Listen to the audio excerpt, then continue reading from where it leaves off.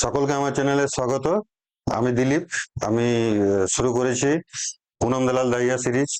প্রাচীন এবং মধ্যযুগটা আমি পুনম দালাল থেকে পড়াবো। আজকের পড়ার যে আমাদের চ্যাপ্টার বুদ্ধ ধর্ম এবং জৈন ধর্ম, বুদ্ধিজম এবং জৈনিজম। সব থেকে আগে আমাদের দেখতে হবে যে একটা ধর্ম এটা কিভাবে সৃষ্টি হয়, কখন একটা ধর্ম সৃষ্টি হয়। আমরা যদি আমাদের হিস্ট্রি দেখি, ভারতীয় হিস্ট্রি দেখি, ভারতীয় হিস্ট্রি সব থেকে আগে হরপ্পা সভ্যতা আছে। হরপ্পা সভ্যতাতে কোনো জাতি ভেদ কথা বা জাতি ধর্ম কথা তখনও সৃষ্টি হয়নি। তারপরে পরবর্তীকালে আসে আমাদের বৈদিক সভ্যতা। বৈদিক সভ্যতার ঋগ বৈদিক যুগে, যেটা ঋগ বৈদিক যুগে আমাদের ছিল বর্ণ প্রথা। কিন্তু পরবর্তী বৈদিক যুগে বর্ণ প্রথা থেকে জাতি প্রথা আসে বা কাস্ট সিস্টেম যেটা আমরা বলি। জাতি প্রথার যে চারটা স্তর আমরা দেখি, ব্রাহ্মণ, ক্ষত্রিয়, বৈশ্য, শূদ্র। সেই সময় ব্রাহ্মণ এবং ক্ষত্রিয়রাই ডমিনেন্ট পজিশনে ছিল। বৈশ্য এবং শূদ্র সমাজের একদম নিচু তলায় ছিল। বৈশ্যরা যদিও এটা ব্যবসা বাণিজ্যের দিক থেকে অনেক বেশি এগিয়ে ছিল, তা সত্ত্বেও তারা সমাজে সেই ধরনের সম্মান পায়নি। তাই সেই সময় শুরু হয় বৌদ্ধ এবং জৈন ধর্ম। বৌদ্ধ এবং জৈন ধর্মে কোনো জাতিভেদ প্রথা ছিল না, সকলের চোখে সকলের সমান অধিকার ছিল। তাই বিশেষ করে সমাজের ওই বৈশ্য এবং শূদ্র সম্প্রদায় সেই ধর্মকে অ্যাকসেপ্ট করে বা গ্রহণ করে। এই একটা দিক হলো। আরেকটা দিক হলো যে বৈদিক যুগের শেষে সাম্রাজ্যবাদের বিস্তার আমরা দেখি। সাম্রাজ্যবাদের বিস্তার মানে ষোড়শ মহাজনপদ। আমরা পড়া হয়েছে আগের লেকচারে, আমি বলেছি ষোড়শ মহাজনপদে সেই সময় একটা রাজা রানীর একটা যুগ আছে। আর সেই সময় বিশেষ করে শূদ্রদের উপর অকথ্য অত্যাচার, লাঞ্ছনা, সেইগুলো থেকে মুক্তি পাওয়ার জন্যও তারা এই দুটো ধর্মের প্রতি আকৃষ্ট হয়। এইবারে আমরা আজকে ডিসকাস করব সব থেকে আগে বৌদ্ধ ধর্ম। বৌদ্ধ ধর্ম ডিসকাস করার আগে বৌদ্ধ ধর্মের যে প্রতিষ্ঠাতা গৌতম বুদ্ধ, তার সম্বন্ধে আমরা একটা হালকা আইডিয়া একটা নিয়ে নিচ্ছি। সব থেকে আগে দেখি তার যে ফুল নাম আছে। তোমরা খাতাতে নোট করে নেবে এগুলো। ফুল নাম হচ্ছে সিদ্ধার্থ গৌতম। পরবর্তীকালে আমরা জানি তারই নাম গৌতম বুদ্ধ হয়েছে। আরেকটা নাম হচ্ছে শাক্যমণি। শাক্য গোত্রের গৌতম বুদ্ধ ছিল, এটা একটা কোশ্চেন আছে। কোন গোত্রে ছিল? শাক্য গোত্রে ছিল। বার্থ, জন্ম 563 BC বা কিছু কিছু বইয়ে 567 BC-ও থাকে। এটা ফিক্সড বলে কিছু নেই, 567 BC-ও থাকে। বার্থ প্লেস কোথায় ছিল? লুম্বিনী। এই লুম্বিনী বর্তমানে কোথায়? নেপালের একটা অংশ। এটা নেপালের মধ্যে লুম্বিনী আছে। আর ষোড়শ মহাজনপদ থেকে আমরা যদি দেখি, তখন তো নেপাল ছিল না সেই সময়তে। ষোড়শ মহাজনপদের মধ্যে একটা পদ ছিল কোশল। ষোড়শ মহাজনপদ একটা ছিল কোশল। কোশল, কোশল মহাজনপদ, তার মধ্যে আছে লুম্বিনী।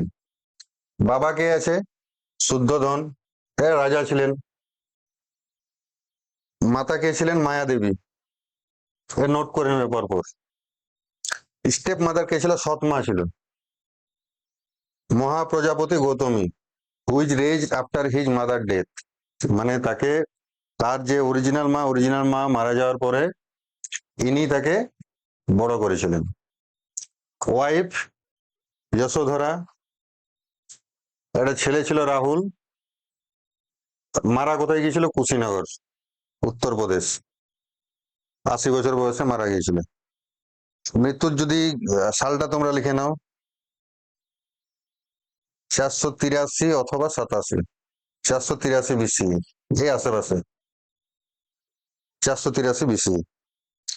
এইবারে ষোড়শ মহাজনপদ থেকে আমরা যদি দেখি, এই কুশীনগরটা কোথায় আছে? মল্ল বলে একটা আছে, মল্ল। মল্ল মহাজনপদ, মল্ল মহাজনপদের মধ্যে এটা পড়ে। এটা হয়ে গেল। এইবারে তার মোটামুটি এটা বায়োডাটা। এইবারে তিনি একটা রাজবংশের ছেলে, আমরা তো দেখছি। হ্যাঁ, বাবা রাজা ছিলেন। তিনি 29 বছর বয়সে একবার ঘর থেকে বার হন, রাজপ্রাসাদ থেকে বার হন। তার সামনে 4টা ঘটনা আসে। 4টা ঘটনা সে দেখে। ফার্স্ট ঘটনা কি? ফার্স্ট ঘটনা একটা বুড়োকে দেখে।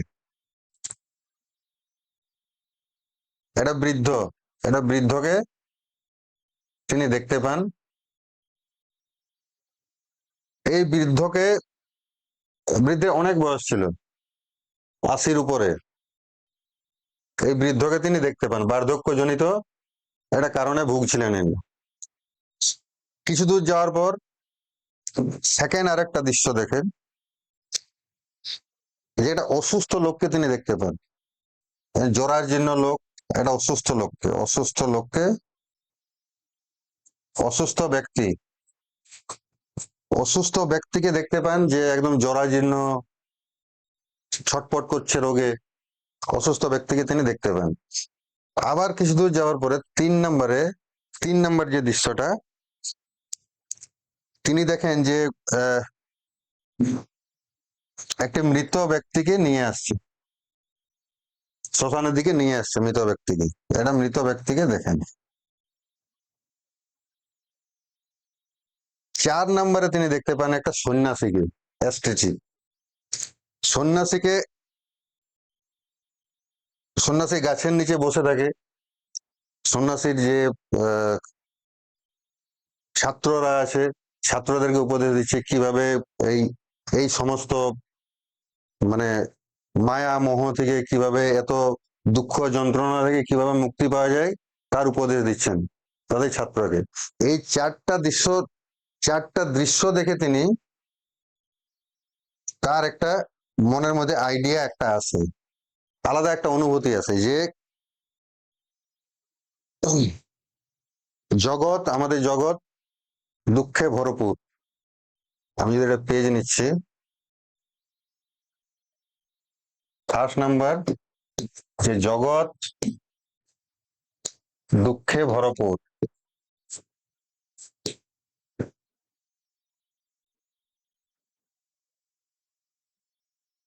2 নম্বরে দুঃখের কারণ আছে। তোমরা নোট করে নেবে, এগুলো আছে। দুঃখের কারণ আছে। 3 নম্বরে আপনি বুঝতে পারেন, দুঃখ দূর করার উপায়ও আছে। দুঃখের যেমন কারণ আছে, দুঃখ দূর করার উপায়ও আছে। দুঃখ দূর করার উপায়ও আছে। দুঃখ দূর করার যে উপায়টা, তার নাম দিয়েছে অষ্টাঙ্গিক মার্গ। অষ্টাঙ্গিক অষ্টাঙ্গিক মার্গ। অষ্টাঙ্গিক মার্গ মানে 8টা পথ, মার্গ মানে পথ। অষ্টাঙ্গিক মার্গ। অষ্টাঙ্গিক মার্গ আমরা আমরা জানি, সৎ চিন্তা, সৎ বাক্য। তোমরা যদি লিখবে তাহলে লিখে নিতে পারো। সৎ সৎ দৃষ্টি, সৎ দৃষ্টি, সৎ চিন্তা, সৎ কার্য,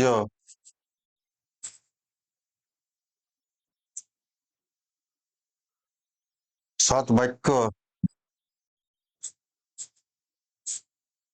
5 সৎ জীবন, 6 সৎ সংকল্প,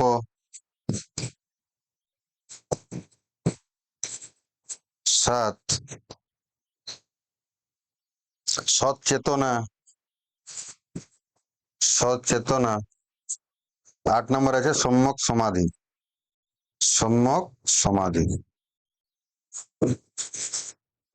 এই 8টা রাস্তা কেউ যদি অবলম্বন করে সঠিকভাবে, তাহলে জীবনের সমস্ত দুঃখ, বেদনা, আশা আকাঙ্ক্ষা থেকে মুক্তি পাওয়া যাবে।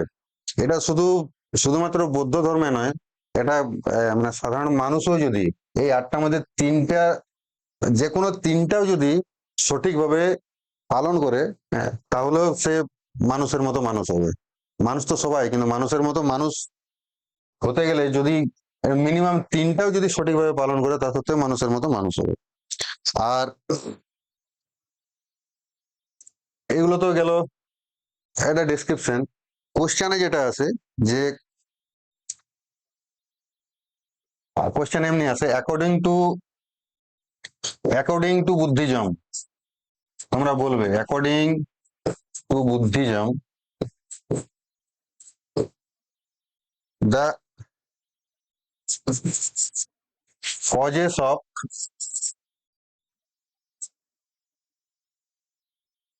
suffering is, অপশন থাকে, ঠিক আছে। এটা ভেরি ভেরি ইম্পর্টেন্ট একটা কোশ্চেন, যে সমস্ত মানে বুদ্ধ ধর্ম অনুযায়ী সমস্ত সমস্ত দুঃখের কারণ কি ছিল। ওই চারটা অপশন থেকে আমি উত্তরটা জাস্ট লিখে দিচ্ছি। ডিজায়ার, DESIRE, ডেজার বা তৃষ্ণা, তৃষ্ণা থেকে সমস্ত দুঃখের কারণ উৎপত্তি হয়। Very very important question. এবারে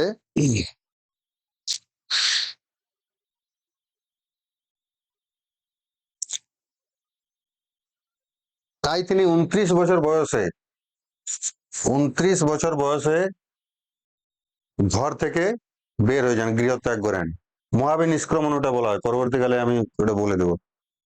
29 বছর বয়সে ঘর থেকে যান নৈরঞ্জনা নদীর তীরে। নৈরঞ্জনা নদী, এটা লিখে নাও, নৈরঞ্জনা নদীর তীরে। নৈরঞ্জনা নদী, নৈরঞ্জনা নদীর বর্তমান নাম ফাল্গু নদী, ফাল্গু রিভার, ফাল্গু নদী, ফাল্গু নদী।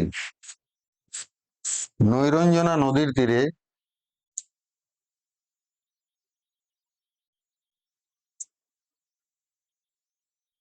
6 বছর পর্যন্ত, 6 বছর পর্যন্ত তপস্যা করেন।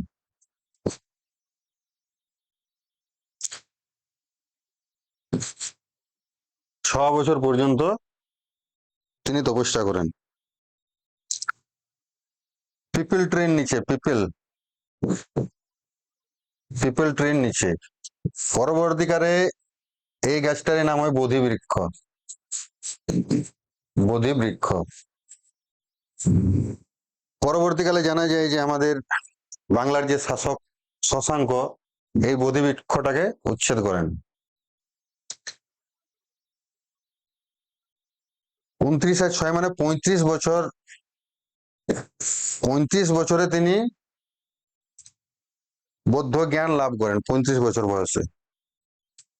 এইবারে বুদ্ধর যে টিচিং, বুদ্ধর টিচিং তিনটা পিলারের উপর দাঁড়িয়ে আছে। বুদ্ধর টিচিং, বুদ্ধর টিচিংটা তিনটা পিলারের উপর দাঁড়িয়ে আছে, এটা লিখে নাও। বুদ্ধর টিচিং কন্টেন 3 pillars: বৌদ্ধ ধম্ম সংঘ, 1 নম্বরে বুদ্ধ নিজে, 2 নম্বরে ধম্ম। পালি ভাষায় কোনো রেপ থাকে না, রেপ রফলা কিছু থাকে না, সেই জন্য ধম্ম বলা হয়, ধম্ম।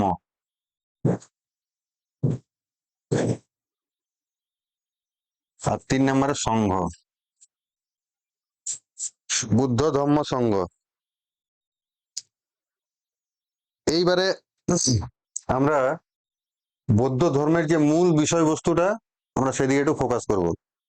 বৌদ্ধ ধর্মের মূল যে,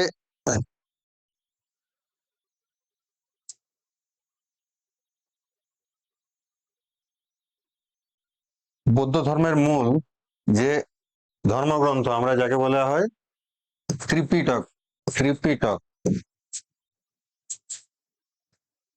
ত্রিপিটক মানে তিনটা পিটক, পিটক মানে বাস্কেট, তিনটা basket, three basket, three basket, three basket. তিনটা বাস্কেট কি কি আছে?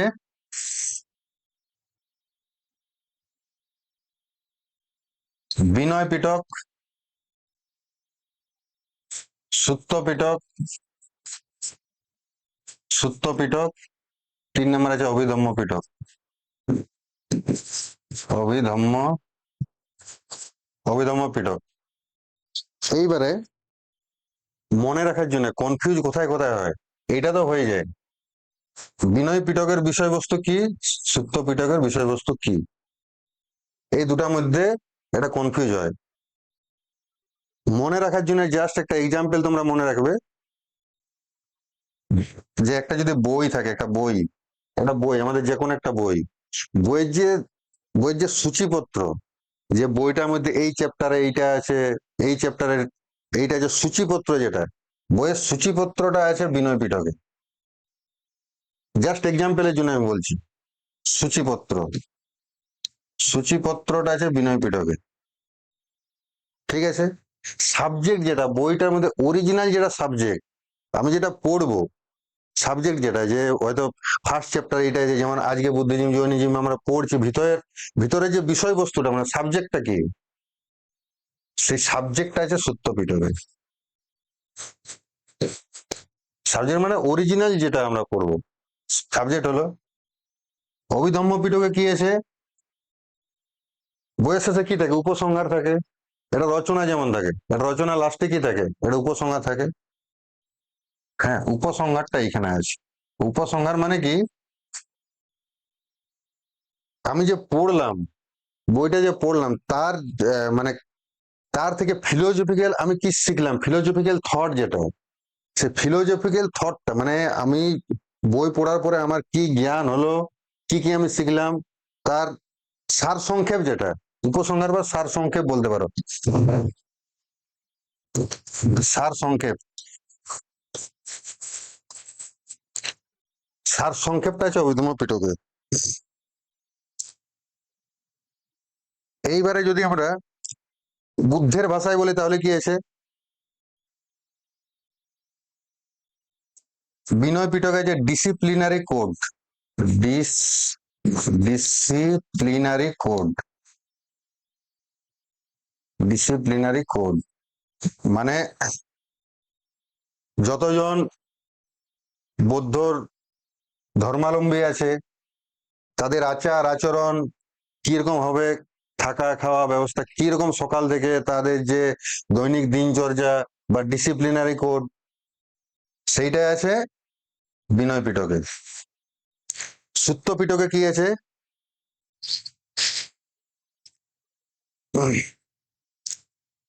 সুত্ত পিটকে যে বুদ্ধের বাণীগুলো, মেন যে বাণীগুলো, বুদ্ধ ধর্মের মূল যে বিষয়বস্তু বাণীগুলো, সেটা আছে সুত্ত পিটকে। তাহলে লিখে নাও, collection of, collection of Buddhist sermon, Buddhist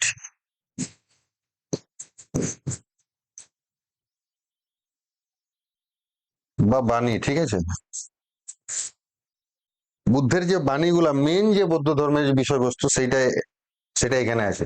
direct পড়ে যে আহ বুদ্ধ ধর্মের যে ডিসিপ্লিনারি যে কোড বা তার আচার আচরণ কোন পিটকে আছে, এই 3টা পিটক হয়তো দিয়ে দিল, তার নিচে দিয়ে দিল অল অফ দিস, তাহলে এটা হবে বিনয় পিটক। সুত্ত পিটকের মধ্যে বুদ্ধের যে বাণীগুলো সেটা আছে। অভিধম্য পিটকে কি আছে, explanation of, explanation of, explanation of principal, principal of Buddhist religion, Buddhist religion বা ফিলোজফিক্যাল থটও বলতে পারো। ফিলোজফিক্যাল এক কথায় বলতে গেলে ফিলোজফিক্যাল থট, ফিলোসফিক্যাল থটটা এটার মধ্যে আছে। এইবারে বিনয় পিটক রচনা করেছিল উপালি বলে, লিখে নাও, ভেরি ভেরি ইম্পর্টেন্ট। উপালি বলে একজন আছে, উপালি। সূত্র পিটক রচনা করেছিল আনন্দ, সূত্র পিটক রচনা করেছিল আনন্দ।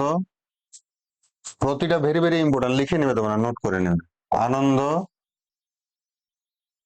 অভিধম্ম পিটক রচনা করেছিল মোগলি পুত্র তিস্য, মোগলি পুত্র তিস্য, TISSYA, বা একে উপগুপ্ত নামেও অনেকে জানেন, উপগুপ্ত, মোগলিপুত্র তিস্য। এই হয়ে গেল। এবারে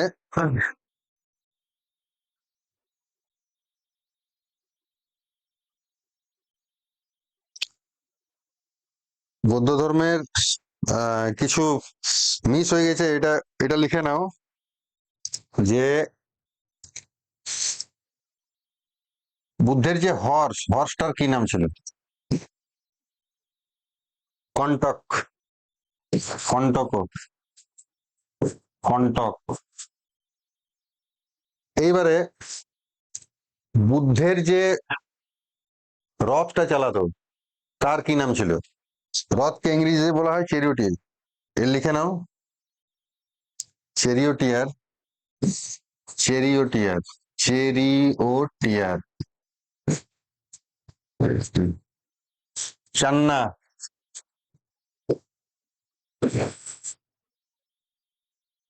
এটা বাংলায় বললে সারথি একে বলে, ঠিক আছে? বুদ্ধের রথটা যিনি চালাতেন তাকে বলা হয় সারথি। এবারে বুদ্ধের লাস্ট ওয়ার্ড ছিল, লাস্ট ওয়ার্ড অফ বুদ্ধ, যেমন আমাদের গান্ধীজির লাস্ট ওয়ার্ড ছিল হে রাম, সেই রকম বুদ্ধের লাস্ট ওয়ার্ডটা কি ছিল? লাস্ট ওয়ার্ড, এটা লিখে নাও। All composite, all composite things, composite things decay, DECAY, strive, STRIV, strive diligently, diligent,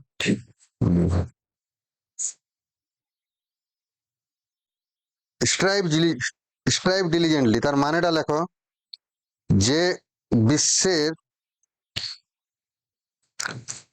এই পৃথিবীতে যা কিছু সৃষ্টি হয়েছে,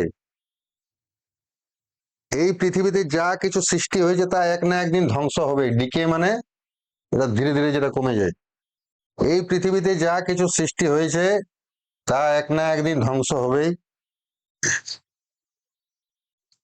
এই সত্যটি মেনে নিয়েই জীবনযাপন করা উচিত, স্ট্রাইভ ডিলিজেন্টলি। এই যে সত্যিটা, যে বিশ্বে যা কিছু সৃষ্টি হয়েছে তা একদিন ধ্বংস হবেই, এই সত্যটা মেনে নিয়েই জীবনযাপন করা উচিত। এইটা ছিল বুদ্ধের লাস্ট ওয়ার্ড। এবারে কিছুগুলো সিম্বল আছে, সিম্বল গুলো একটু লিখে নাও, যে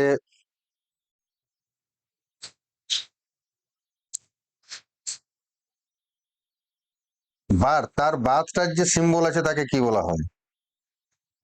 বার্থের সিম্বল,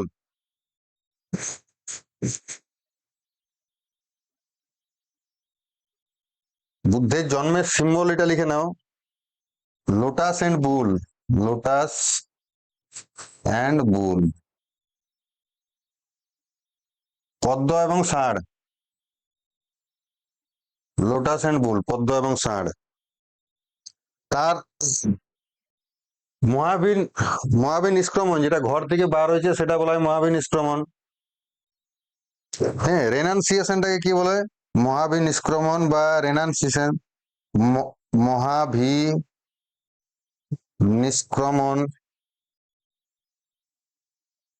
বা রেনান্সিয়েশন, রেনান্সিয়েশন। তার সিম্বলটা হচ্ছে হর্স, মানে ঘোড়া। এটা মনে রাখার জন্য তিনি ঘোড়ায় চেপে রাজপ্রাসাদ থেকে বের হয়েছিলেন। হ্যাঁ, এটা সিম্বলটা বার্থের যেমন সিম্বল, হ্যাঁ সে সেরকম মহাবীর নিষ্ক্রমণ বা রেনাউন্সিয়েশনের সিম্বলটা হচ্ছে হর্স। মহাবোধি মানে বোধি ট্রিটা মহাবোধি, মহাবোধি মানে হচ্ছে বোধি ট্রি। বোধি ট্রি, বোধি ট্রিকে বলা হতো। বুদ্ধের ফার্স্ট সারমন যেটা, প্রথম যে উপদেশ 5 জনকে দিয়েছিল, কন্ডিন্য, ভদ্রিক, অশ্বজিৎ, বাষ্প, মহানাম, 5 জনকে ফার্স্ট সারমন যেটা দিয়েছিল, নামগুলো তো ইম্পর্টেন্ট নয়, ফার্স্ট সারমনটাকে বলা হতো কি, এটা লিখে দাও, ফার্স্ট সারমন, FIRST, সারমন মানে উপদেশ, ধর্মচক্র প্রবর্তন এটা বলা হয়, ধর্মচক্র, ধর্মচক্র প্রবর্তন,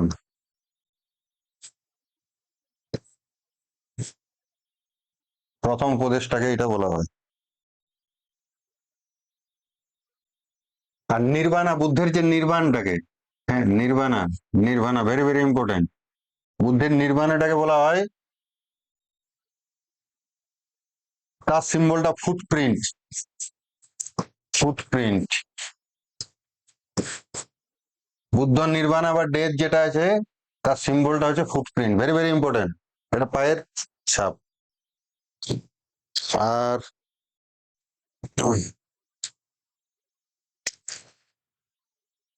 হ্যাঁ, এবার আরেকটু লিখে নাও, বুদ্ধ ধর্মের,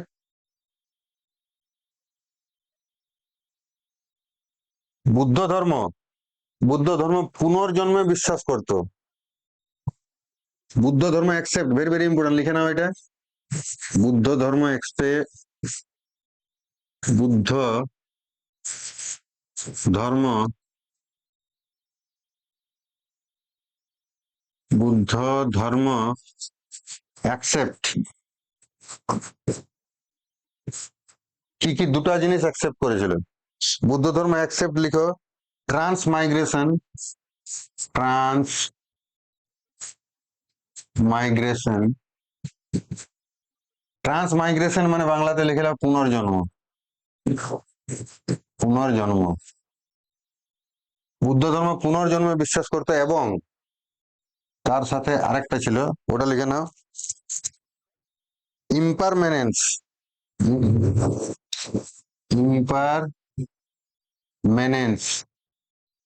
ইম্পারমানেন্স মানে কি, চিরস্থায়ী কিছুই নয়, মানে সেইটা ইম্পারমানেন্স এক কথায় বলা হয়।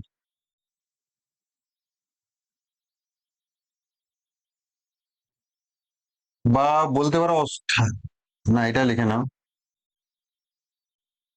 চিরস্থায়ী কিছুই নয়,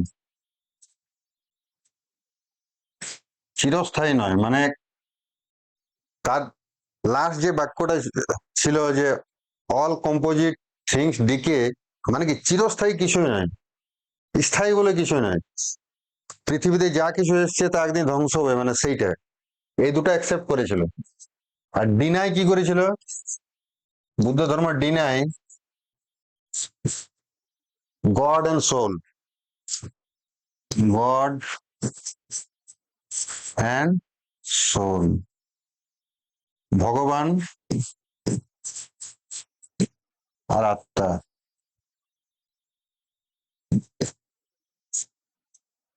বুদ্ধ ধর্ম অনুযায়ী যে ভগবান বলে কিছু নেই বা আত্মা বলে কিছু নেই, এটা very very important, WC mains কোশ্চেনে এই ধরনের কোশ্চেন থাকে যে অ্যাকর্ডিং টু বুদ্ধিজম, হ্যাঁ, যে গডকে বিশ্বাস করতো, 1 নাম্বার দিয়ে দিল, যে কোনটা ঠিক, হ্যাঁ ট্রান্সমাইগ্রেশনকে বিশ্বাস করতো না, সোল, সোলকে বিশ্বাস করতো না, কোনটা ঠিক এটার মধ্যে, ঠিক আছে। আর বুদ্ধকে লাস্ট খাবারটা যে দিয়েছিল, লাস্ট মিলটা যে দিয়েছিল, লাস্ট মিল, লাস্ট মিল, বুদ্ধকে লাস্ট মিলটা যে প্রোভাইড করেছিল তার কি নাম ছিল? ওর নাম ছিল চুন্ডা। চুন্ডা, CHUNDA। চুন্ডা কে ছিল? ব্ল্যাক স্মিথ ছিল, কামার যেটা বলা হয়, ব্ল্যাক স্মিথ একজন ছিল, ব্ল্যাক স্মিথ, বা বাংলায় একে বলা হয় কামার। লাস্ট মিলটা এই চুন্ডা দিয়েছিল ওকে।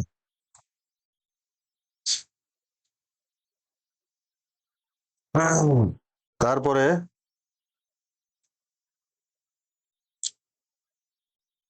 আরেকটা জিনিস লিখে নাও, মেইন যে জিনিসটা যেটা তোমার সমস্ত কোশ্চেনে আছে, বুদ্ধিস্ট কাউন্সিল, চারটা যে কাউন্সিল ছিল বৌদ্ধ সভা, ওই চারটা কাউন্সিল সম্বন্ধে তোমরা একটু জেনে নাও। জাস্ট আমি একটা ছক করছি, ছক, আমার সাথে সাথে তোমরা এই ছকটা করো।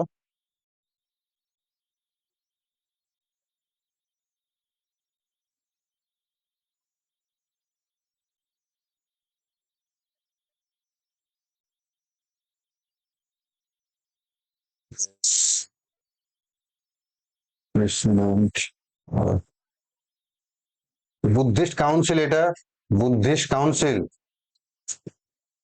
কাউন্সিল, তারপরে ইয়ার, সালটা, প্লেস কোথায় হয়েছিল, তারপর আরেকটা ছিল রুলার, রুলার কে ছিল, আর ছিল প্রেসিডেন্ট, কে ছিল প্রেসিডেন্ট, প্রেসিডেন্ট বা সভাপতি যেটা ছিল, সভাপতি। আর স্পেশালিটি, ওইখান থেকে কি কি হয়েছিল, স্পেশালিটি। তাহলে এটা first Buddhist council, second, third, fourth. First Buddhist council, এটা ফার্স্ট করি, কত সালে হয়েছিল? 483, যে সালে মোটামুটি বুদ্ধ মারা যায়, 483 BC। রাজগৃহ, প্লেস, রাজগৃহ, রাজগৃহ কোথায় আছে? বিহারে আছে রাজগৃহ, মগধের রাজধানী ছিল আগে। রুলার কে ছিল সেই সময়? অজাত শত্রু, অজাত শত্রু, অজাত শত্রু। প্রেসিডেন্ট কে ছিল? সভাপতি ছিল মহাকাশ্যপ, মহাকাশ্যপ।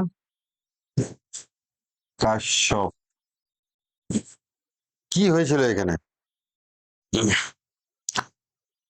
বুদ্ধের যে টিচিংটা, বুদ্ধের টিচিংটা তিনটা বাস্কেটে প্রথমে ভাগ হয়েছিল। তিনটা বাস্কেট মানে ত্রিপিটকের যে তিনটা বাস্কেট, বিনয় পিটক, সুপ্ত পিটক, অভিধম পিটক। তাহলে এইটার ফার্স্ট কাউন্সিলের যে নিষ্কর্ষটা ছিল, সেটা ছিল যে বুদ্ধর টিচিংটা তিনটা পার্টে ভাগ হয়েছিল। বুদ্ধর টিচিং, বুদ্ধর teaching was divided into three basket, বিনয় পিটক, সুপ্ত পিটক আর অভিধম পিটক, অভিধম পিটক। এইখান থেকে কি কি ধরনের কোশ্চেন আসে সেটা আমি বলে দিচ্ছি। এইটা যেমন, এইটা হয়ে গেল স্পেশালিটি। কোশ্চেন এমনি দিয়ে দিবে যে কোন বৌদ্ধ সভায় যে ওই বুদ্ধের টিচিংটাকে তিনটা বাস্কেটে ভাগ করা হয়েছিল, এই ধরনের কোশ্চেন হলে মানে একটু ডিপলি একটু ঢুকতে হলে, ডিপলি কোশ্চেন যেগুলো। Second, second council, second council 1 বছর পরে হয়েছিল তার, 100, এই সরি, 100 বছর পরে, 383 BC, 383 খ্রিস্টপূর্বাব্দ, হ্যাঁ খ্রিস্টাব্দ নয়। বৈশালী, স্থানটা বৈশালী। রুলার কে ছিল? কালাশোক, কালাশোক, কালাশোক, অক, কালাশোক। সভাপতি ছিল সবকামী, সবকামী। সেকেন্ড কাউন্সিলের স্পেশালিটি কি ছিল, তার নিষ্কর্ষ কি ছিল? সেকেন্ড কাউন্সিলে বৌদ্ধ ধর্ম দুটা ভাগে ভাগ হয়ে যায়। একটা স্থবর বীরা ডিভিশন, স্থভর ভীরা, আরেকটা হচ্ছে মহাসংঘিকা, মহাসংঘিকা। স্থবর বীরাটা কি আর মহাসংঘিটা কি? স্থবর বীরা হলো বুদ্ধের, একটু ভালো করে এটা শুনবে। স্থবর বীরা হলো যে বুদ্ধের যে মূল যে বিষয়বস্তু ছিল, মানে শুরু থেকে বুদ্ধের যে বিষয়বস্তু ছিল আহ সেটা নিয়ে আগিয়ে যাওয়ার যে এটা, হ্যাঁ মানে ওল্ড যেটা ছিল, হ্যাঁ যে অরিজিনাল স্ক্রিপ্ট যেটা ছিল সেটা নিয়ে আগিয়ে যাওয়া, হ্যাঁ মানে বুদ্ধ ধর্মকে আনচেঞ্জ করে এগিয়ে নিয়ে যাওয়ার যে এইটা ছিল, গোষ্ঠীটা ছিল স্থবর বীরা।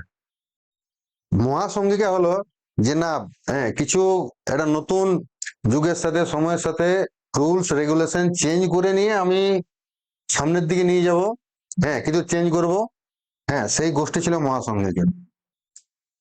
এটা দুটো সম্প্রদায় মোটামুটি এটা ভাগ হয়। থার্ড কাউন্সিল,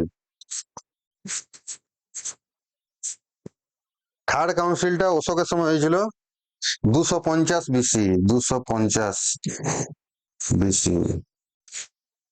এটা কোথায় হয়েছিল? পাটলিপুত্র, পাটলিপুত্র। অশোক রাজা ছিল, অশোক। আর প্রেসিডেন্ট ছিল মোগলিপুত্র তিস্য। মোগলিপুত্র তিস্য আমরা কোথায় পেলাম? অভিধর্ম পিটক যিনি রচনা করেন, মোগলি পুত্র তিস্য বা উপগুপ্ত বলা হয় একে, কিছু কিছু বই উপগুপ্তও থাকে। এইটাতে কি হলো, থেরাভেদা স্কুল একটা তৈরি হইলো। অরিজিন অফ থেরাভেদা স্কুল, থেরাভেদা স্কুল এখানে তৈরি হলো। আর ত্রিপিটকটা পালি ল্যাঙ্গুয়েজে লেখা হলো, মানে পালি ল্যাঙ্গুয়েজে বিস্তৃতি সব থেকে বেশি ছিল অশোকের সময় থেকেই। হ্যাঁ ত্রিপিটকটা এখানে পালি ল্যাঙ্গুয়েজে লেখা হলো। অরিজিন অফ থেরাভেদা স্কুল তৈরি হলো। থেরাভেদা স্কুলটা মানে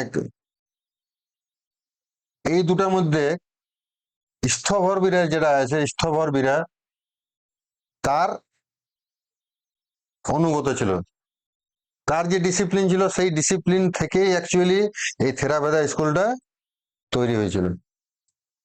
এইবার আসছে ফোর্থ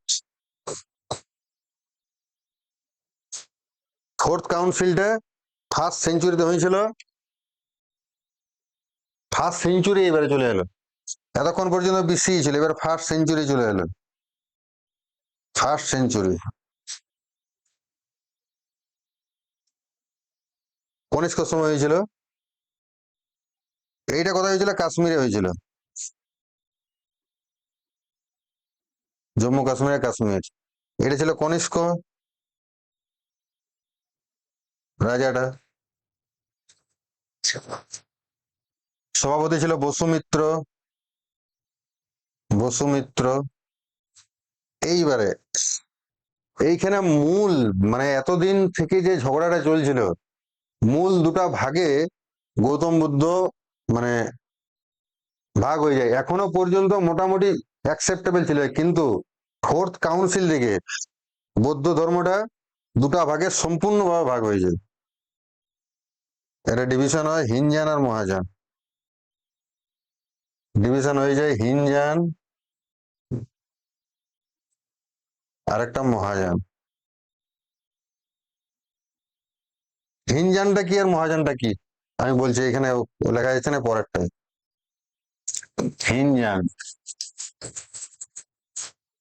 আর মহায়ান। মহায়ান, হিনয়ানটা হলো গৌতম বুদ্ধের অরিজিনাল স্ক্রিপ্টকে নিয়ে যাওয়ার। তাহলে হিনয়ানের ধারণা কোথা থেকে এসছে? স্থবর বীরা থেকে এসছে। স্থবর বীরা, স্থবর বীরার যে থিঙ্কিং সেটা হিনয়ানের মধ্যে আছে। স্থবর বীরার পরে থেরাভেদা স্কুল, থেরাভেদার ধারণা সেম, থেরাভেদা, তারপর থেকে এসছে হিনয়ানটা।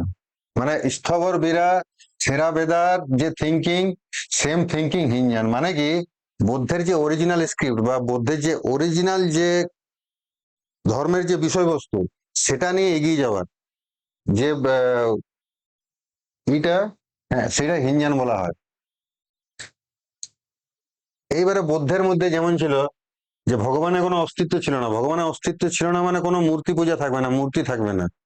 হ্যাঁ, তাহলে হিনয়ান যারা ছিলেন তারা মূর্তি পূজায় অবিশ্বাসী ছিলেন। কিন্তু এই যে এই মহাযান যেটা, এই মহাযান কোথা থেকে এসে? মহাসংগিকা প্রথমে ছিল,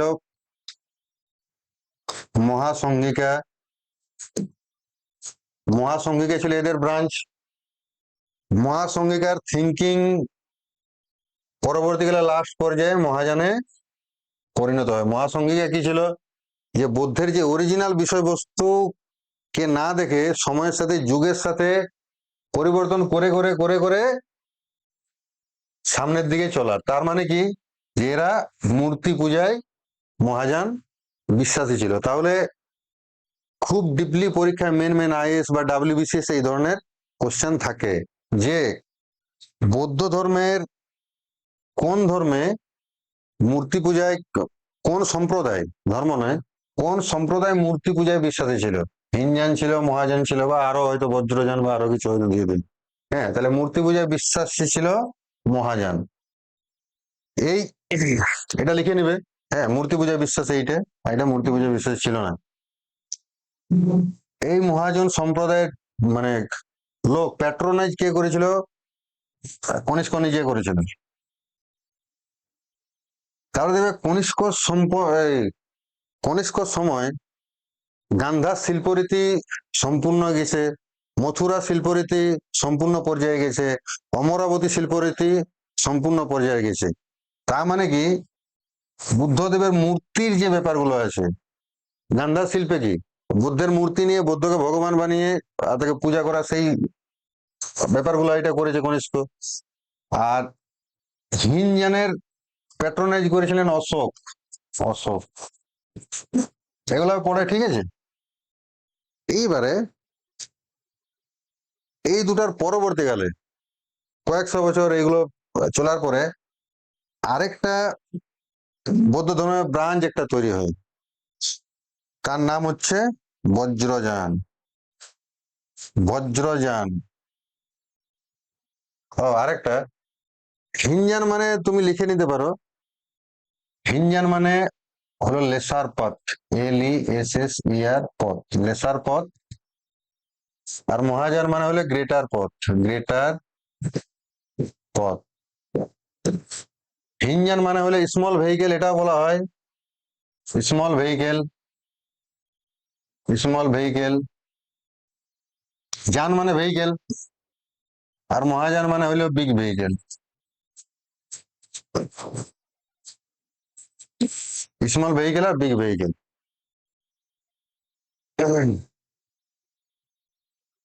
আর বজ্রযানটা কি? বৌদ্ধ ধর্মের আরেকটা ভাগ হলো বজ্রযান। বজ্রযানটা আরো কঠোর, আরো নিষ্ঠুর বলতে পারো। বজ্রযান মানে কি, বজ্রযান যারা মানে বজ্র বজ্রযান ধর্মাবলম্বী মানুষ, ওই কি ছিল মূল প্রিন্সিপাল যদি আমরা বলি কি ছিল, যে যত কামনা বা আরো কিছু, মানে যে কামনা থেকে আমি কিভাবে নিজেকে আমি মুক্তি পাবো, এনাদের প্রিন্সিপাল অনুযায়ী যে পৃথিবীতে যত সুখ আছে সমস্ত সুখ ভোগ করে নেওয়ার পরে আর সেইটার প্রতি যে যে ধরো কথা মানে যে আমি আপেল খাই, এত বেশি আপেল খাবো যে আপেলের প্রতি আমার যে লোভটা বা তৃষ্ণা সেটা আর থাকবে না।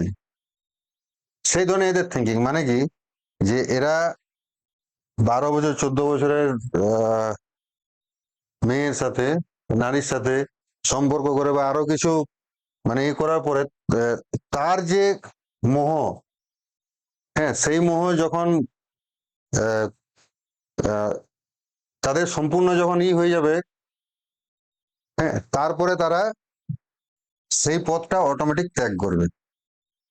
এইটা নীতি এদের। হ্যাঁ, তো এই বজ্রযানের যে প্যাট্রোনাইজ করেছিলেন তার নাম দলাই লামা। দলাই লামা তিব্বত যে ছিল।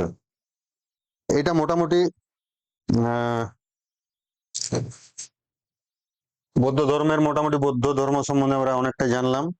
আর বৌদ্ধ ধর্মের যে ছিল তোমার,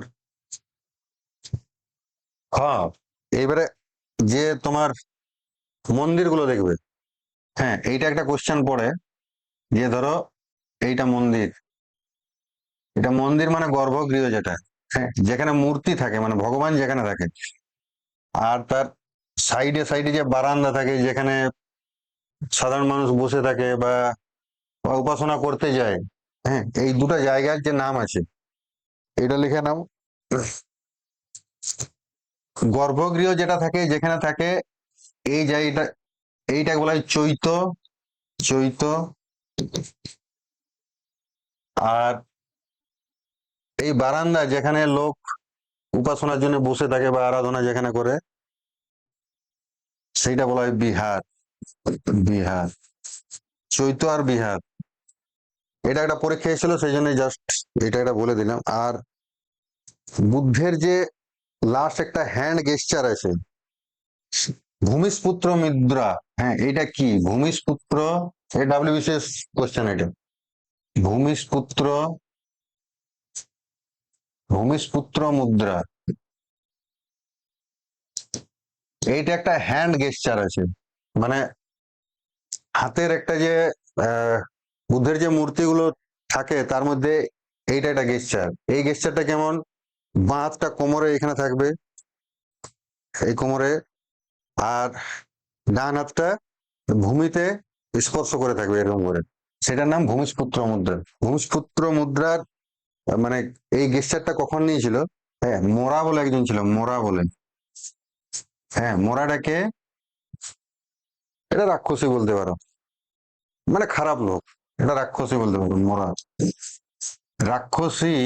এই মোরা তার সাঙ্গ পাঙ্গ নিয়ে এসে বৌদ্ধ মানে গৌতম বুদ্ধ যখন তপস্যা বসে থাকে তাকে মানে তপস্যায় বাধা দেওয়ার জন্য বা নিজেকে সুপ্রিম প্রতিষ্ঠা করার জন্য মোরা বলে যে আমি তোমার থেকে বেশি দিন ধরে আমি তপস্যা করেছি, তোমার থেকে আমি বড় তপস্বী। তখন গৌতম বুদ্ধ শুধু হাতের ভঙ্গি করে বলে দিচ্ছে, মাটিতে স্পর্শ করে, যে এই পৃথিবীর সাক্ষী আছে যে আমি তোমার থেকে বড় তপস্বী। বা যদি আহ লিখে নাও যে এর মিনিং কি, Buddha calling to earth, Buddha question কেমন আছে সেটা বলে দিচ্ছি। Buddha calling to earth that to witness, to witness, Buddha calling to earth that to witness his purity, his purity and chastity, chastity, chastity, despite the temptation, temptation of Mora, ও মোরা মানে ওই মোরা, WBCS বা আইএস এর question এখানে কেমন হয় যে বুদ্ধের ভূমিষ্পুত্র মুদ্রা মিনস দ্যাট, এবারে অপশন দিল, এটা চারটা অপশন দিয়ে দিল, আলাদা আলাদা অপশন দিল যে তার মধ্যে এই অপশন একটা তোমরা পাবে। আরো বাকি তিনটা হয়তো আলাদা আলাদা দিয়ে দিল। হ্যাঁ, যে মোরা তার, হ্যাঁ মায়ের, হ্যাঁ মা হয়তো বলে দিল যে হ্যাঁ মাকে দেখাবার জন্য মোরা, অনেক ধরনের অপশন দিত, তার মধ্যে এইটা একটা। আমি কোশ্চেনটা দেখেছি, আইএসও এসেছিল কোশ্চেনটা একবার। এইবারে বুদ্ধ ধর্ম মোটামুটি এটা হয়ে গেল। এবার জৈন ধর্ম একটু জাস্ট আমি আলোচনা করে নিচ্ছি। জৈন ধর্ম,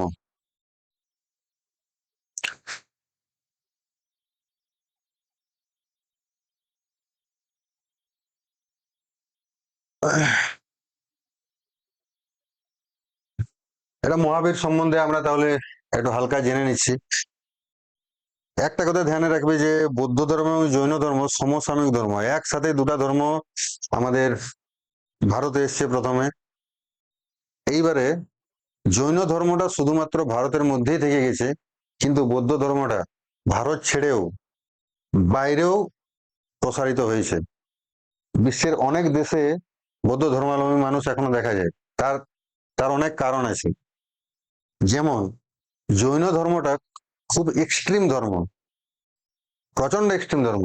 হ্যাঁ, কিন্তু বৌদ্ধ ধর্মটা কি ছিল, মানে তুমি সংসারে থেকে নিয়েও বৌদ্ধ ধর্ম তুমি গ্রহণ করতে পারো। সেই জন্য বলতে ভুলে গেছি, বৌদ্ধ ধর্ম আর একটা ছিল, হ্যাঁ মধ্যম পন্থা বলে, এটাই মধ্যম পন্থা। যে গৌতম বুদ্ধ ধীরে ধীরে উপলব্ধি করেছিল যে বৌদ্ধ ভিক্ষুকরা প্রথমে কি হতো, সংসার ছেড়ে যেত, এ, গোষ্ঠীতে থাকতো। এইবারে থাকতে থাকতে অনেকেরই কিন্তু খুব অসুবিধা হতো, যে সংসার ছেড়ে, বউ বাচ্চা ছেড়ে সবাই মানে ধর্ম করা এটা খুব টাফ হচ্ছিল। সেই জন্য তিনি একটা পথ নিয়েছিলেন, মধ্যম পন্থ, ওটা বলা হয় মধ্যম পন্থ। মধ্যম পন্থটা হলো যে না এক্সট্রিম না একদম লো। হ্যাঁ, মানে কেউ যদি বৌদ্ধ ধর্ম গ্রহণ করতে চায়, তাকে সমস্ত কিছু যে মানে সংসার ছেড়েই বৌদ্ধ ধর্ম গ্রহণ করতে হবে সেটা নয়। হ্যাঁ, মানে সংসারে থেকে নিয়েও বৌদ্ধ ধর্ম গ্রহণ করা যায়, মধ্যম পন্থা।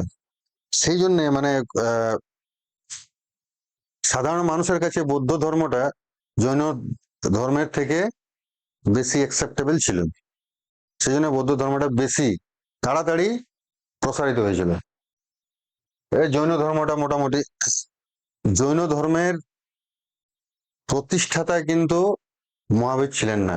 জৈন ধর্মের প্রতিষ্ঠাতা সব থেকে আগে ছিল ঋষভ দেব বা ঋষভনাথ। ঋষভনাথ ফাউন্ডার যদি আমরা বলি, ঋষভ ঋষভ দেব বা নাথ, ঋষভনাথ ফার্স্ট তীর্থাঙ্কর ছিলেন ইনি। 24তম তীর্থাঙ্কর হলেন মহাবীর জৈন। জৈন ধর্মের প্রকৃত প্রবর্তক যদি বলা হয় তখন মহাবীর জৈন। জৈন ধর্মের প্রবর্তক যদি বলা হয় তাহলে ঋষভদেব। জৈন ধর্মের প্রকৃত প্রবর্তক বললে, অ্যাকচুয়াল ফাউন্ডার যদি বলা হয় তখন মহাবীর। ফুল নেম কি আছে, বর্ধমান মহাবীর, অলসো নোন এজ মহাবীর জৈন, বর্ধমান, সন্মতি, বীর, অতিবীরা। 24তম তীর্থঙ্কর ছিল, ইনি ছিলেন ফার্স্ট। ঠিক আছে, বার্থ 599, কিছু বইয়ে থাকে, কিন্তু অ্যাকচুয়ালি 540 বিসি। বেশিরভাগ বইয়ে এইটা কিন্তু অ্যাকসেপ্টেবল। হ্যাঁ, 540 বিসি। বার্থ প্লেস কোথায়, কুন্ডগ্রাম ছিল। বৈশালী, নিয়ার বৈশালী, বিহারের মধ্যে বৈশালী যে আছে, বৈশালীর মধ্যে কুন্ডগ্রাম বটে। ফাদার কে ছিল, মহাবীরের বাবাও ছিল রাজা, king Siddhartha, ruler of Kundagram. Kundagram mother কে ছিল, কুইন ত্রিশলা, এই রানী ছিল। ত্রিশলাকে বলা হয় প্রিয়কর্ণী, ফ্রম লিচ্ছবি ক্ল্যান। ক্ল্যান কি ছিল, ইক্সাভাকু ক্ষত্রিয় বা জানাত্রীয়, অনেক বইয়ে থাকে Jnatriya, J N A T R I Y, Jnatriya ক্ল্যানও অনেক বইয়ে থাকে। জানাত্রীয় ক্ল্যান বা ইক্সাভু ক্ষত্রিয়, ওয়াইফ ছিল যশোদা, ডটার ছিল প্রিয়দর্শনা, অলসো কল্ড অনজ্জা, অনজ্জা সুন্দরী। নির্বাণা কোথায় মারা গিয়েছিল? পাপাপুরে, বিহার, 72 বছর বয়সে। এটা সালটা লিখে নাও, 468, 468 BC, 468 BC। পাওয়াপুরিতে মারা গেছিল, বিহারের মধ্যে পাওয়াপুরি আছে। এবারে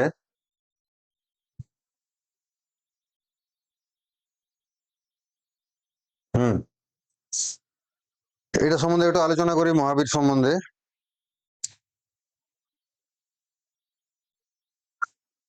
30 বছর বয়সে গৃহত্যাগ করেন গৌতম বুদ্ধ, 29 বছর বয়সে, আর ইনি 30 বছর বয়সে।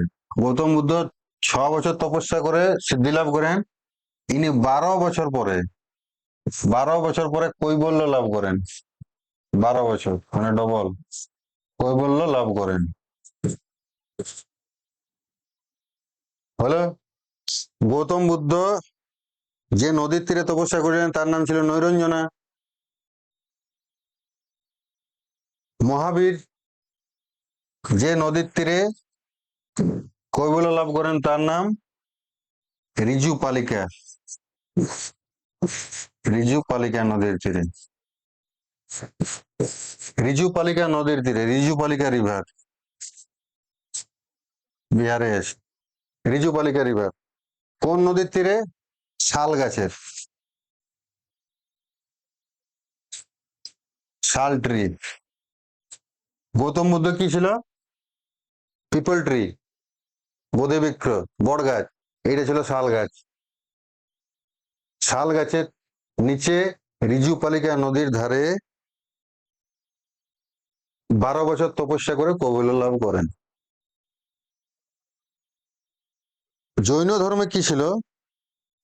জৈন ধর্মে ছিল সর্বপ্রাণবাদ। সর্বপ্রাণবাদ, এটা মূল নীতি, যেটা সর্বপ্রাণবাদ। সর্বপ্রাণবাদে বিশ্বাসী ছিল, ভেরি ভেরি ইম্পর্টেন্ট। সর্বপ্রাণবাদ, সর্বপ্রাণবাদ মানে কি? মানে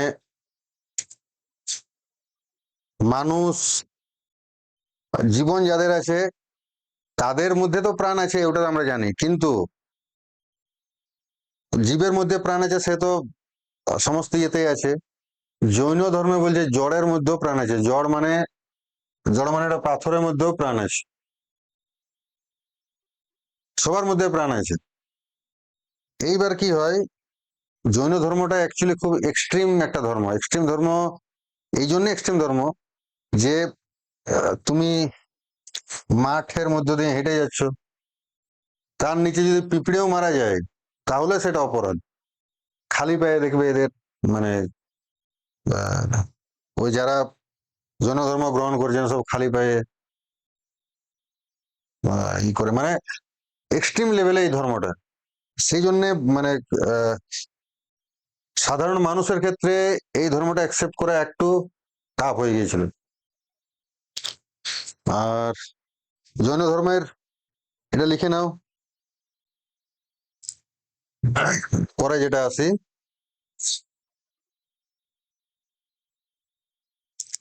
ফার্স্ট তীর্থাঙ্কর যেটা আমরা বলি ঋষভদেব। ঋষভদেব, ঋষভদেব, তার সিম্বল কি ছিল? ঋষভদেবের সিম্বল ছিল বুল। বুল মানে ষাঁড়। মহাবীরের সিম্বল কি ছিল? মহাবীরের সিম্বল এগুলো পড়ে। মহাবীর, মহাবীরের সিম্বল ছিল লায়ন, মানে সিংহ। এইবারে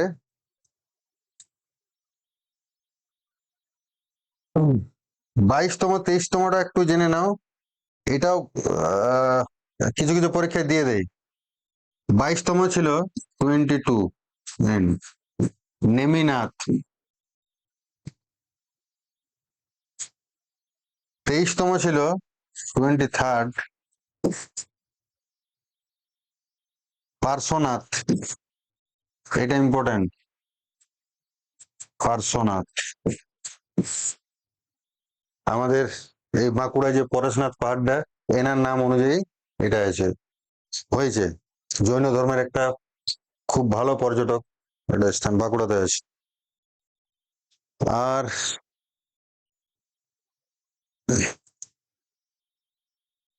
জৈনিজমের জৈনিজম হ্যাঁ, জৈনিজমের যে মূল তত্ত্ব, হ্যাঁ ওইটা যেমন ছিল, ট্রান্স মাইগ্রেশনের উপর কি ছিল, অ্যাকসেপ্ট করেছিল। জৈনিজম অ্যাকসেপ্ট করেছিল কিসে, এটা লিখে নাও। অ্যাকসেপ্ট করেছিল রিলেটিভিজম, রিলেটিভিজম অ্যান্ড প্লুরালিজম, প্লুরালিজম, প্লুরালিজম। রিলেটিভিজম মানে হচ্ছে সম্বন্ধবাদ, সম্বন্ধবাদ। আর প্লুরালিজম মানে হচ্ছে বহুতত্ত্ববাদ, বহুতত্ত্ববাদ।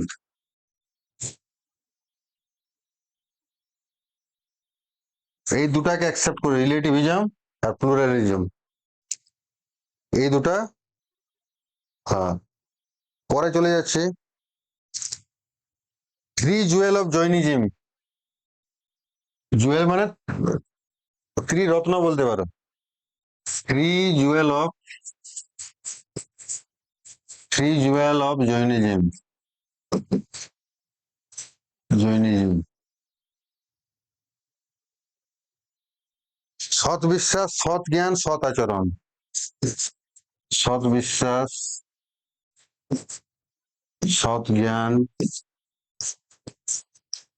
আর সৎ আচরণ। সৎ বিশ্বাস, সৎ জ্ঞান, সৎ আচরণ। ইংরেজি লিখবে না তো লিখে নাও। Right faith, right faith, right knowledge, right knowledge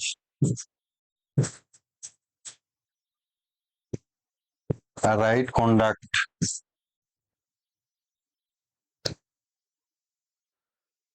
ত্রিরত্ন ছিল। পঞ্চ মহাব্রত কি? পঞ্চ মহাব্রতের আগে জানতে হবে চতুর্জাম। চতুর্জাম, চতুর্জাম যেটা আছে, হ্যাঁ চতুর্জামটা অ্যাকচুয়ালি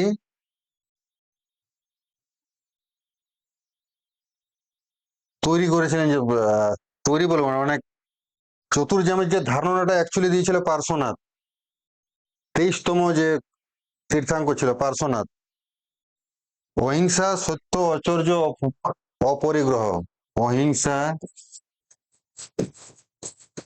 অহিংসা, সত্য, সত্য ও সত্য, অচর্য, আর 4 নম্বর অপরিগ্রহ। অপরিগ্রহ, এই চারটাকে বলা হয় চতুর্জাম। চতুর্জাম, চতুর্জাম নীতিটা এটা করেছিলেন কে? পার্শ্বনাথ। পার্শ্বনাথ 23তম তীর্থাঙ্ক যেটা, তীর্থাঙ্ক।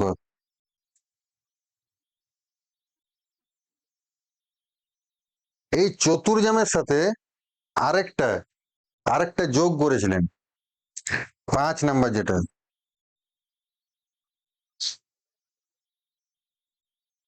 ব্রহ্মচর্য। ব্রহ্মচর্য, ব্রহ্মচর্য। এই চতুর্জামের সাথে যখন ব্রহ্মচর্যটা যোগ করা হয়, আরেকটা যখন যোগ করা হয়, তখন সেটা বলা হয় পঞ্চমহাব্রত। পঞ্চমহাব্রত, পঞ্চমহাব্রতটা করেছিল কে?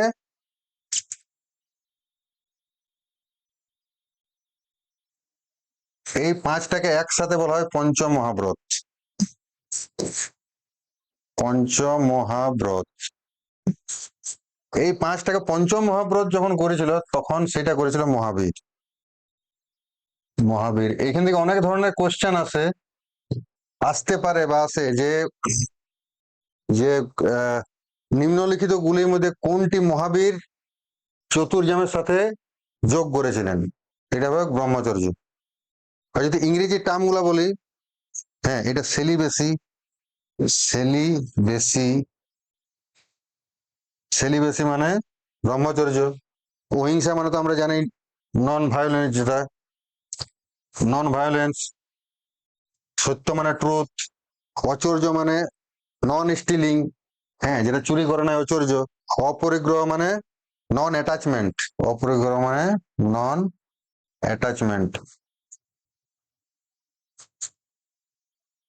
পঞ্চমহাব্রত তাইলে ই করেছিল। অনলি ফিমেল তীর্থাঙ্কর, 1 থেকে 24টা তীর্থঙ্করের মধ্যে একটা ফিমেল তীর্থঙ্কর ছিল, তার কি নাম ছিল? মাল্লি। এটা লিখো, পরে পেজে লিখো। Only female Tirthankar is Malli, MALLI। 19তম ছিল, হ্যাঁ, 19তম তীর্থাঙ্কর, 19তম তীর্থাঙ্কর ছিল মল্লি। এইবারে বৌদ্ধ ধর্মের যেমন 4টা মহাসভা হয়েছিল, জৈন ধর্মের ক্ষেত্রে 2টা মহাসভা হয়েছিল। এটা একটু লিখে নাও, 2টা। এটা কাউন্সিল হয়ে গেল, ইয়ার হয়ে গেল, প্লেস হয়ে গেল, প্রেসিডেন্ট হয়ে গেল, অ্যাচিভমেন্ট বা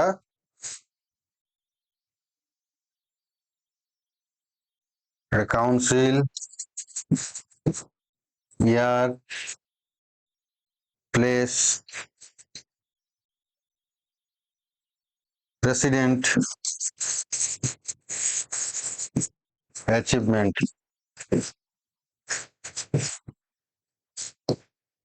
অ্যাচিভমেন্ট, এটা 2টা হয়েছিল। ফার্স্ট কাউন্সিল যেটা হয়েছিল, ফার্স্ট 310 BC, 310 BC-তে ফার্স্ট কাউন্সিল হয়েছিল। কোথায় হয়েছিল? পাটলিপুত্রে, পাটলিপুত্র। প্রেসিডেন্ট কে ছিল? স্থূলভদ্র। স্থূলভদ্র নিয়ে একটু পরে বলছি। স্থূলভদ্র, স্থূলভদ্র এটা ছিল প্রেসিডেন্ট। কি কি হয়েছিল? অ্যাচিভমেন্ট, ফার্স্ট ফার্স্ট কাউন্সিলে কি হয়েছিল? কম্পাইলেশন অফ দ্বাদশ অঙ্গ টু রিপ্লেস পূর্বাস, মানে আগে পূর্বাস বলতো, হ্যাঁ, দ্বাদশ অঙ্গ বা 12 অঙ্গ, হ্যাঁ, বাংলায় বলা হয় দ্বাদশ অঙ্গ। দ্বাদশ অঙ্গ এটাই রচিত হয়, দ্বাদশ অঙ্গ, হ্যাঁ, পূর্বাসের জায়গায় দ্বাদশ অঙ্গ রচিত হয় ফার্স্ট কাউন্সিলে।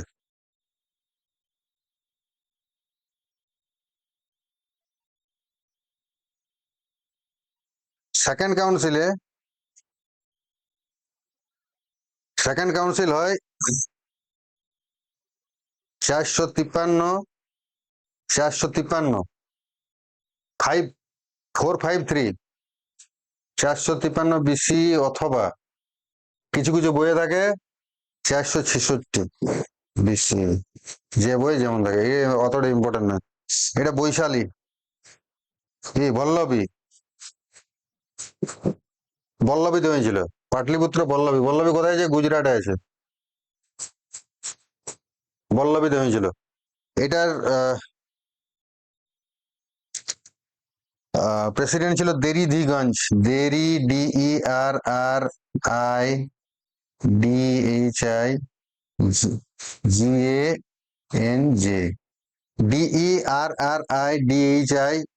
DERRIDHIGANJ, দেরিদিগঞ্জ যাকে বলা হয়।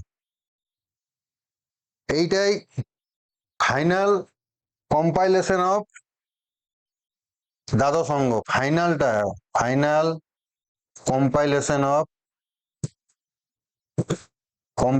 অফ 12 অঙ্গ, 12 অঙ্গ and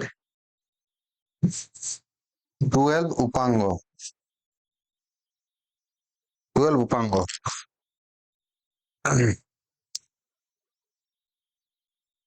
এইবারে জৈন ধর্মের দুটা ভাগ জৈনিজম, একটা শ্বেতাম্বর একটা দিগম্বর, একটা দিগম্বর, শ্বেতাম্বর আর দিগম্বর। শ্বেতাম্বর কোনটা, দিগম্বর কোনটা? শ্বেতাম্বর মানে যাদের শরীরে সাদা বস্ত্র থাকবে, শ্বেতাম্বর, সাদা বস্ত্র থাকবে শ্বেতাম্বর। আর যারা উলঙ্গ অবস্থায় থাকবে তাদের বলা হয় দিগম্বর। এইবারে তাদের মধ্যে যখন দ্বন্দ্বের সৃষ্টি হলো তখন এই শ্বেতাম্বরকে একজন প্যাট্রোনাইজ করেছিল, দিগম্বরকে একজন প্যাট্রোনাইজ করেছিল। শ্বেতাম্বর পন্থী লোকের মধ্যে যে নেতা ছিল তার নাম স্থূলভদ্র,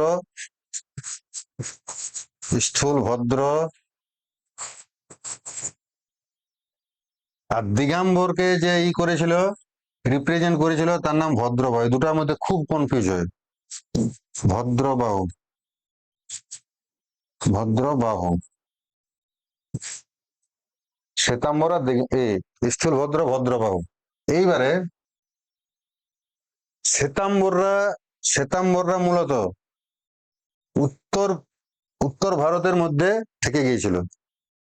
মেনলি উত্তর ভারতে তো হয়েছিল ধর্মটা, উত্তর ভারতে, নর্থ ইন্ডিয়ায় থেকে গিয়েছিল, north India.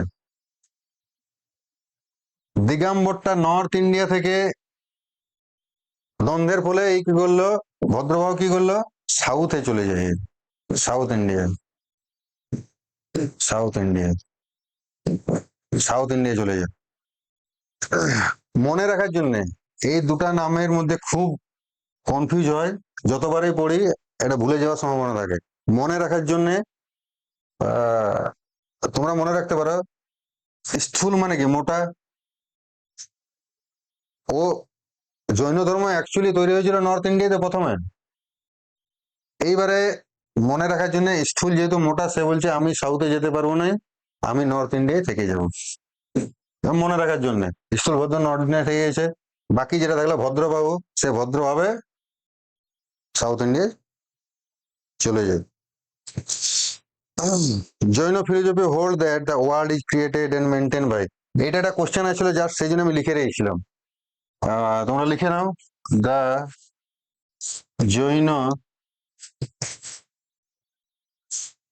Jain philosophy,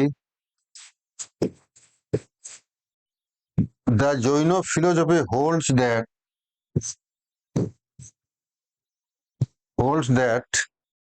the world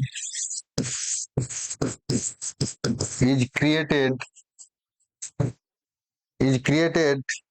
and maintained by,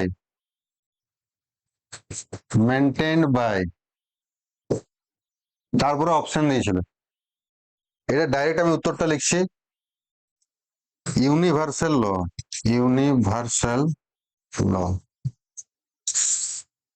মোটামুটি বৌদ্ধ ধর্ম এবং জৈন ধর্ম সম্বন্ধে আজকে ডিসকাস হলো।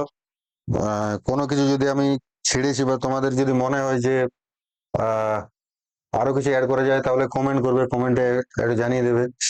আর আমার ক্লাস কেমন লাগছে অবশ্যই জানাবে, আর কি করলে ডেভেলপ করা যায় বা তোমাদের আরো ভালো লাগে, যদি কোনো সেই ধরনের সাজেশন থাকে অবশ্যই আমাকে জানাবে। আমি যতটা পারবো আমার পক্ষ থেকে আমি তোমাদেরকে দেওয়ার চেষ্টা করবো। প্লাস এমনিও কোনো স্টুডেন্টের যদি কিছু অসুবিধা হয় বা কিছুর জন্য যদি পড়াশোনাতে কোনো ব্যাঘাত ঘটে অবশ্যই আমার সাথে যোগাযোগ করবে, কমেন্ট করবে, মেসেজ করবে, আমি দেখে নেবো। ঠিক আছে, আমি সবার মেসেজ দেখি। আর বেশি কিছু বলছি না, পরবর্তীকালে আমি আলাদা চ্যাপ্টার, নেক্সট চ্যাপ্টার নিয়ে আসছি। তোমরা সকলে ভালো থাকবে, আর বেশি কিছু বলছি না। Thank you.